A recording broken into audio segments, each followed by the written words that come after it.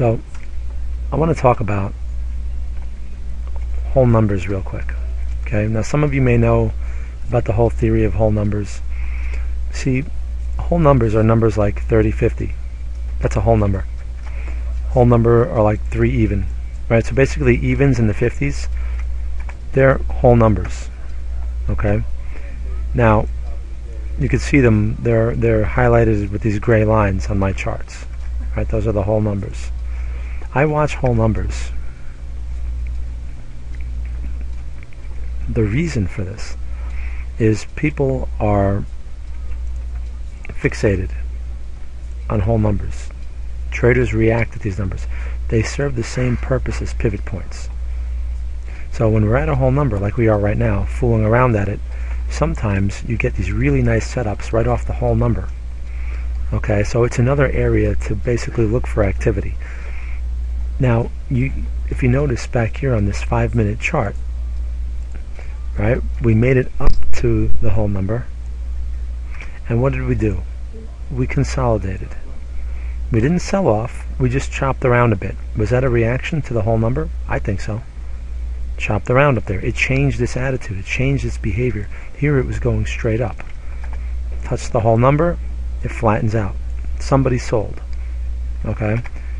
But it wasn't enough to really get this thing selling hard. So what happens? It starts to recover.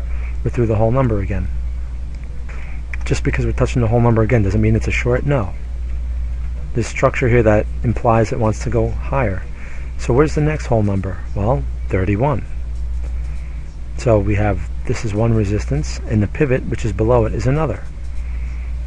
So, if we're looking to sell, or we're looking for possible short scalps, those are the levels. Alright, so again, like I always talk about with my style, the level comes first. And there are different ways to observe levels.